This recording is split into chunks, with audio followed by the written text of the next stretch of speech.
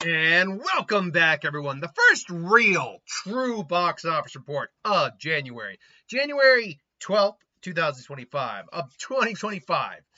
So I just repeated all that in one go. So it's like, that wasn't that impressive. No, but I was repeating the same thing too many times. Den of Thieves, not Den of Thieves 2. Two made it to number one with $15.5 million. Mufasa the Lion King made our 13.2 for number two spot. Sonic the Hedgehog made our 11 million, dropping $48.5 million. Nosferatu made our 6.8, dropping in our 48.1. And at number 5, Moana. Moana 2 made our $65 million. Now, I didn't get the box office right. I believe, predict Den of Thieves would be number one. But I thought Better Man would get a much bigger reception, but it just didn't have the theaters. And even if it had the same amount as, say, Mufasa or Sonic currently has, or Den of Thieves 2 got, it wouldn't have been that high. So that being said, though, I didn't get it right because I didn't get the overall positioning of these right. For example, I thought Wicked would still be in the top 5, and it's not. It's number 6. But Den of Thieves debuts at $15.5 million. Now, right now, there's no international. It's only at the $15 million. I had to check what the budget was. It isn't that much more expensive than the original. The original was made on $30 million, made around 80-ish. This one's made on $40 million. So if we assume that we're looking at only probably like $25 million in marketing, maybe 30 at most, if the film hits 90, I'll say this, if the film hits 90 million, I think they'll call that a wash. If they want to do a third one, they can somewhat justify it. I don't know for certain if it can, but we'll have to see what the long term looks like for this, particularly if international numbers come in. That said, it does in fact have a higher opening than the original by like a couple $100,000, $100,000, I should say. But it does in fact have a higher opening than the original. I don't think that speaks to the original. I think that speaks more towards there being very little new stuff out right now. This coming week, we're obviously going to have a big one with Wolfman, so that's going to be a big one. But yeah, right now, January, doldrum month, historically speaking, so we'll see what happens. Maybe this will have some legs. It's not a god-awful movie. In fact, it's actually a decent movie. I'd go so far to say it's a solid, entertaining movie. If, hypothetically, I were to rate it, which I don't rate movies anymore, but if I were to like to go 1 being 0 being god-awful, 1 being the worst film you could possibly be without being the worst film you could possibly be, and 10 being the greatest, 5 being the average, it's okay. I'd go 6. 6, maybe like 6.25, something like that. It's better than average, but it's just not amazing. But I'd say it's worth a watch. Could have been cut down at least 20 minutes. Absolutely, it could have. But look, I mean, hey, I should also note, it does now have the honor of being the highest grossing film of the year. Every one of you January films that comes out just goes, yes, we're the highest grossing film of the year for right now. Let's have this, please. No, it's, we'll see what happens with Den of Thieves. I'm not expecting anything overly fantastic. And Wolfman is probably going to actually take a lot of this thing's box office next week, so we'll see what happens. But films from last year that are currently doing well, Mufasa, which is now officially, I believe I think I had it, oh no, I don't have it right here. I had it up originally. It's I want to say 7th highest grossing film of last year now. 9th. It's the 9th highest grossing film of this year, with making $13 million this week, another growing all the way up to $539.6 million. So might as well say 540, which does put it as the 9th highest grossing film of last year. Now, based on the numbers and its trajectory, it is probably going to catch at minimum Godzilla and Kong. Well, it's going to definitely catch Kung Fu Panda, but it's not even $40 away from Godzilla and Kong New Empire, so it will probably catch that as well. So at minimum, it's probably going to end up being the 7th highest grossing, like I was initially saying it would be. It does go to show that this film apparently had a lot of legs. Like, it didn't open the best. If it had opened, say, anywhere even half as good as the original, the previous one, which opened like $170 some odd million, if I'm not mistaken. If it had only opened on half that, which would have been like $80 some odd million, you would be looking at a film probably closing closer to like $700 million right now. Which again, not a billion-dollar film or anything like that, but look, at this point, the film's made on 200 million. I assumed it was somewhere in the neighborhood of about 100 million marketing wise. So it's profitable at this point. It's actually solid profitable. It's made like $60-ish million. Even if I highballed it to the 150 mark, which I guess is entirely possible, that would still actually mean that this film is still mildly profitable, because you would have to hit about 525. So no matter how you splice it, this film did make money, which is good. It was never going to make $1 billion. Someone had asked me in a Q&A last year about, what was it? What films I thought would be $1 billion films: Joker 2, Moana 2, or Mufasa. And I said the only one that has a shot, and looks like it will cross the $1 billion marker, we'll talk more about that later, is Moana 2. Because with Joker, it's an R-rated film, so it's already got a predisposition not to make it. Only 2 ever did make $1 billion plus. It's a sequel to a movie that that was not what's the words I'm looking for here? That was beloved but didn't need a sequel. The trailers weren't very good, and then the movie actually came out, and the reviews were shit, and the movie wasn't good. So Joker 2 was not going to make $1 billion, and this one wasn't going to make $1 billion for a very different reason. I don't think it would have really mattered how good the film was, because clearly the film was good enough to get a lot of repeat viewing. And again, it's just not my taste, but take my personal taste out of the equation. It's a prequel, and prequels inherently are never in a good spot to make, because they're inherently in the films that we know how it's ultimately going to end, and because we have the movies that come in the continuity-wise after them. We already have those films. We already know how the story's going to end. So that is already an inherent hurdle prequels have. There are prequels that do hit $1 billion. It's not impossible. One of the Hobbit films I know hit $1 billion. Actually, why don't we just get this real quick? All time. Since I got this up right now, I might as well use it. Let's see here. Okay, so the lifetime grosses. I know for a fact episode 1, Phantom Menace, is in the $1 billion club, but that's through re-releases, not through the initial release. But let's see here. Hobbit, The Unexpected Journey, is a prequel that made $1 billion. Finding Dory is a sequel, not a prequel. Despicable Me 3 is nope. The Minions are technically a prequel. Technically, they're a prequel. So there's that one as well. Rogue One is technically a prequel, but it's in a subcategory of prequels where they are clearly telling their own story that just leads in, but it is technically a prequel. So that's 3. Okay, that's 3. All right. One moment here. We're going through them all real quick. Minions, we already got that. Yeah, after, do we have anything that's a prequel to anything at this point? No, we don't. So yeah, there's only 3 prequels and only technically 1 legit prequel. I guess we can be fair here when talking about Rogue One. So 4. There's only 4 actual prequels. 2 of them Star Wars movies that one of them had to go through re-releases to get to, and one of them is technically just its own thing, not needing to tie itself, but it's still a prequel. And then you got the Minions, which is its own franchise, but a prequel to the Despicable Me franchise. And then you've got what was the other one I completely just blanked on here? And Hobbit.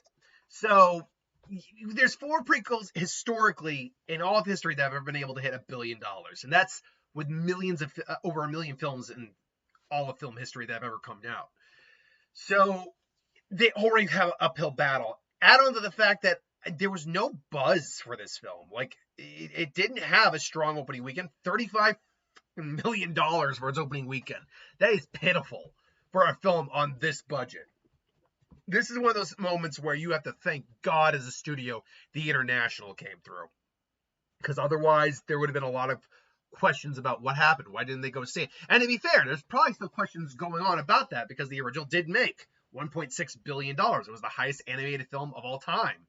Highest grossing animated film of all time, until Inside Out 2 came out last year.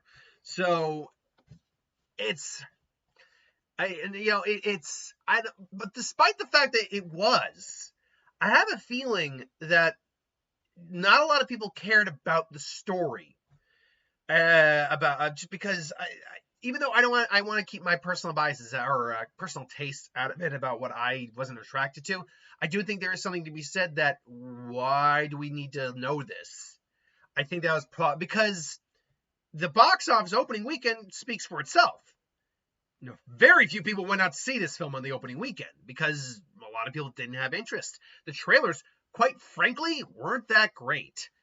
They weren't god awful or anything, but they weren't that great. So they weren't really drawing people in there. But clearly, once people went to go see it, we were during the holiday season, which probably helped it immensely. It's clear that it was better than I think some of the reviews let on and how some people were reacting to. Either way, the long and short of it is this film still managed to become profitable, which is good. Which is good. Sonic the Hedgehog 3, $11 million. Currently stands worldwide at $384.8 million, so $85 million. And I did the math, by the way. This one, along with the extra few million that Gladiator 2 made, did put Paramount now at the profitable range for last year, which good for them. It was like $17 million they made, but they still made some money. But more to the point, this is interesting because I agree with some of the people I like to watch when it comes to movie stuff. I think Sonic 3 is probably the better movie than Mufasa. Now, I say that having not seen it, but just from the vibe I get, this seemed much more like an family entertainment. Just take your family there for an hour and a half, 2 hours, and just enjoy. And it didn't have the highest opening weekend of the franchise. In fact, I think it had either the lowest or second lowest. Now, it has surpassed the first movie. It's actually long since surpassed it. So it's the second highest so far of the series. And it's still got a good amount of legs left in it thanks to the lack of competition. But it should be noted that this thing is kind of lagging a little bit behind, say, Sonic 2. You would assume by this point that it would have surpassed Sonic 2.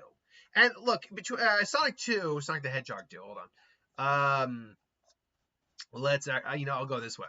I'm gonna instead of just going off the page, we're gonna instead go to, let's see, because it's about 400, I want to say $6 or $12 million that Sonic 2 has made. Let's see, Sonic 2, Sonic the Hedgehog made $405 million. So it's what, $21 million away? Yeah, it's probably going to catch that. It will probably catch the third one or the second one and be the highest grossing of the series. It's not going to be a huge amount of money that's going to be over. It's probably going to close somewhere between 4 and 450. Let me rephrase that. 410 and 450. So it will be the highest grossing, which will encourage them to continue to make this year because they're already talking about a fourth one. And I think a Shadow standalone too. But I guess the question is, why did this not have the momentum? It seems like a good family film. It is a fun family film, absolutely. Got some action, got some laughs, got some jokes, and Sonic's just as lovable as ever. The thing I've heard a lot of people kind of bring up is maybe Sonic is kind of run its zeitgeist course at this point. Maybe it's not as popular as it was when the first movie came out, or I guess when the second one came out. Maybe it's now kind of waned a bit. The trailers weren't bad. They weren't amazing, but they weren't bad. I actually think this might come down to competition. Now, with Mufasa, now people argue, it's oh yeah, but Mufasa didn't make $35 million. Didn't make $100 million, and this again, something one of the guys I watched likes to argue. But yeah, no, but at the same time, Sonic actually does have family-friendly competition it's got to deal with. It's got to deal with Moana out in theaters right now. It's got to deal with Wicked in theaters right now. It's got to deal with Mufasa in theaters right now. And it did have the opening weekend advantage over Mufasa, and even the second week, but then Mufasa overtook it. The fact is that even though those numbers aren't huge, because I think when, let me get with that week when Sonic opened up again. Weekend charts. Let's see here. It was the week before Christmas and all through the house. But it was the week before Christmas when it came out, right? So okay, so here is okay. So here was the opening week. It was 60 million for, and this was the week of the. No, this is the Christmas week. Nope. 1 second. No, yeah, no, yeah. This was the right week. Yeah. Sorry. Let me go back again. So this was the week of the 20th to the yeah 20 to 22nd. That doesn't. That's not adding up, right? What? Hold on. Sonic 3 opening weekend. Okay, no, I guess this is right. I don't know why the numbers are quite like that, but whatever. Oh, it's the weekend of it. That's what it is. The weekend of the 20th to 22nd. I was thinking week in my head. So Sonic opened at $16 million, Mufasa 35, and Wicked. So okay, opening weekend, whatever. So let's go to the second week then. Well, in the second week, you still have. Whoop, gotta go this way. In the second week, you still have. Okay, I guess I can't track it through the week that way. This is irritating. And the second week, you've got Sonic making 37. Great, also taking a really solid drop too. But Mufasa, a competitor, making 36 million. Nosferatu isn't going to compete, but between both Wicked and Moana 2, you got two films that are making $38 million plus. So between there, that's about what? Almost 80, that's over $80 million worth of money that could have gone to Sonic. Now, Mufasa, I don't really think is really competing with Sonic all that much in this scenario. But with that said, Wicked and Moana 2 certainly are. And so if you go to the next week, then you have Mufasa now overtaking Sonic 3, dropping only 4. Sonic hasn't taken any 50 plus drops, which is good. But Moana 2 is still making 12 some odd million. Wicked is making another 9. And Mufasa is making another 23. So that's still $40 plus million that Sonic is unable to reap because it's actually got competition within its zeitgeist, I guess is the best way to put it. Within its within the people, within the groups of people who would go to see it. So I think Sonic is actually a movie that is suffering from the competition. I do believe that. Now that being said, it is also benefiting from a lack of competition because again, January is pretty much dead this month for anything that would compete with it until Dogman comes out. Which, yeah, at that point, Sonic's probably going to be making $5 million if we're well. Actually, based on these numbers, Sonic was probably only going to be making like 3 or 4 million. So Dogman will probably end up being number one. All right, let's speed along here. Nosferatu, but still, Sonic looks like it's still on track to be the highest grossing of the series, which is good. It still made money, which is great. So there's not a huge amount to really get down on when it comes to Sonic, apart from the fact that it is more expensive than the other two, so that does play a factor. Nosferatu, 6.8 million this week. It stands worldwide at $135 million against a $50 million budget. Like I said, that money's on the screen.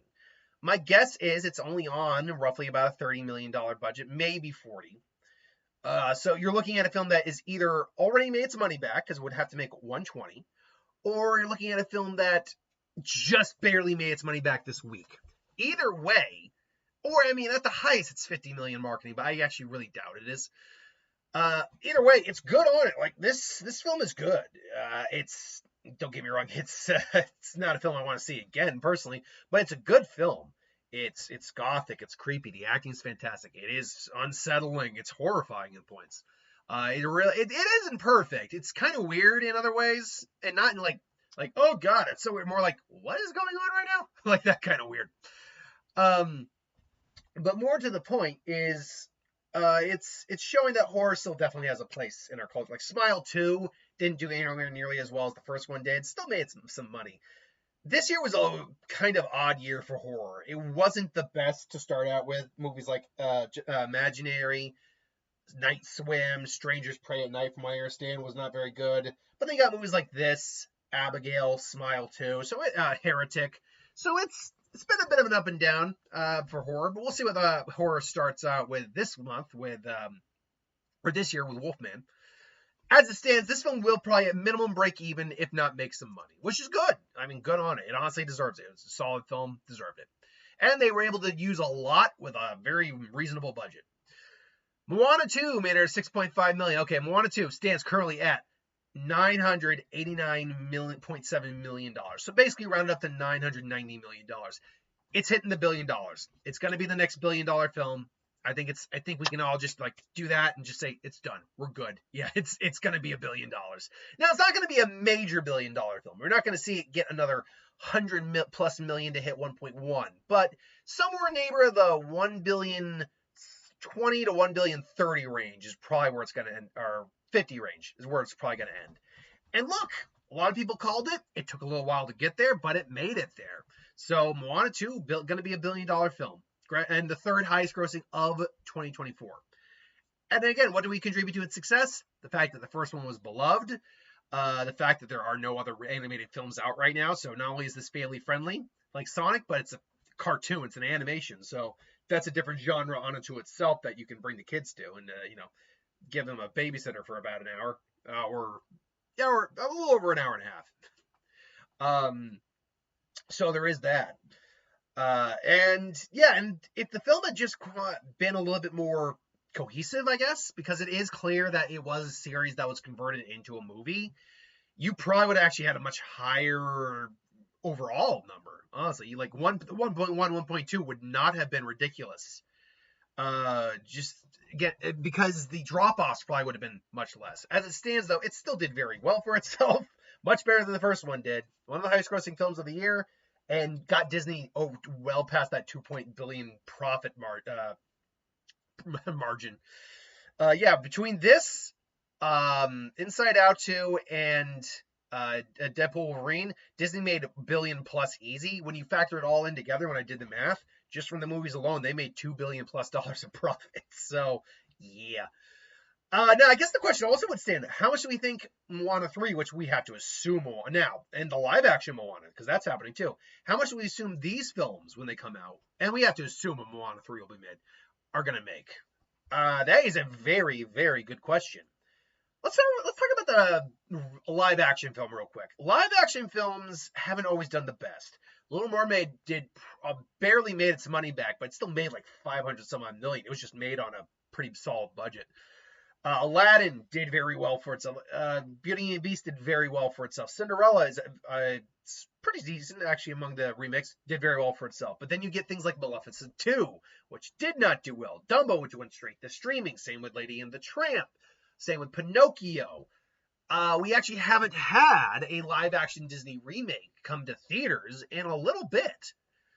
Let me actually open up the worldwide the release schedule. What was the last live-action Disney remake that came out? So here's worldwide. This is currently this was last year. I don't believe we had any remakes last year, live-action. No, not last year. So what about 2023? I'm trying to remember if there was anything in that year that was a live-action remake. Barbie, Wonka, Wandering Earth. Little Mermaid was 2020. Okay, so that was the last time we had a live-action remake. So, not bad. It did okay for itself. It barely made some money. It did make some money, though. So, it did do that. All right. So, it's been about 2 years since we've had live-action remakes. Now, Moana's live-action remake doesn't come out this year. We got Lilo and Stitch. We got Cinderella, Snow White. And I want to say there's a third one I'm forgetting. Moana's, I think it's coming out in 2026. Honestly, it's all going to be about catching fire at this point, like, capitalizing on the momentum and keep going. But if it's got the quality down, then it could still do very well. I don't see it being $1 billion film, though. Now, Moana 3, if the quality is able to keep pace with at minimum this one, or be as good or better than the first one, instant $1 billion film. You already made $1 billion film on a technically lesser film on Moana 2, but with better elements, some of the better elements than compared to the first film. For example, the music isn't as good, but the ending, I think, is actually much better than the first film. So we'll have to see about how that works. Wicked made her $5 million, $697 million. Now, someone did point out in my last video, my last box office, that Wicked isn't getting, has a Japanese release waiting in about March. So I didn't know that, which means that it almost certainly will beat Dune 2, which I believe was the last goal I set for it, because it's still got 21 million to go. Now, unfortunately, they did put it on digital early. That does hurt it. Like, there's no other way around it. Putting it on, the minute you have it more accessible to other people, it is going to be, it's going to hurt your box office if you're still in theaters. But still, it's almost it's just on the cusp of 700 million. It will do it, no doubt about it. It will do it. At least make 700 million. Probably beat Dune 2 too. Completely Unknown made also another $5 million, 50 some odd million. So still no international release. I'm not exactly sure if it will get one, or if Bob Dylan's story plays well overseas. I mean, he is a international star, but people know Bob Dylan in other countries. But the fact is, the film's made on like between 60 and 70 million, so 65 million. Hasn't even made that back. But it was also going for awards consideration, so they usually give those types of films a little leeway. Baby Girl, 3 million some odd, 3 point some odd million dollars. 24.5. There's not really much else to say on this film. This is one of those just films that came, went, it was just there. Game Changer, 2.1 million. A hostile IAS officer fights against a corrupt political system through fair and transparent elections. The films that come out of India honestly have a lot of similar plot points. Like, I feel like I've heard this plot point before from other Indian-based films. But whatever. The Last Showgirl, apparently Pamela Anderson is being considered for some Best Actress nominations for this. Season Showgirl must plan for a future when her show abruptly closes after a 30-year run. Okay. I don't really have much to say about that. This is, again, another awards consideration. The Brutalist, another awards consideration movie. With a visionary architect and his wife flee post-Europe in 1947 to rebuild their legacy and witness the birth of the modern United States, their lives are changed forever by a mysterious, wealthy client. Cool. Like, these are the films like I theoretically should be catching to give my opinion, but I just don't get around to it. Gladiator 2 is at May 1.2. It's at 455. It's closed out. It's run. It might luck out and hit 460. It's still lost money. Homestead, a little over $1 million this time around, 19.2. Good for it. I don't know anything about the film really to judge it. Better Man debuts with a full $1 million this week. Based on the visual effects in this film, it's going to have to be making a lot more than that, because you had your main guy be a monkey the entire time. Like, he's a chimp, I know that, but still. But yeah, that's the box office this week. More or less what I thought, just not in the order I thought it would be. But this week we've got allegedly 4 big wide releases. Sing Sing and re-release will not be in the top 5. September 5th. I don't think that will be in the top 5. One of Them Days, which, what's this one?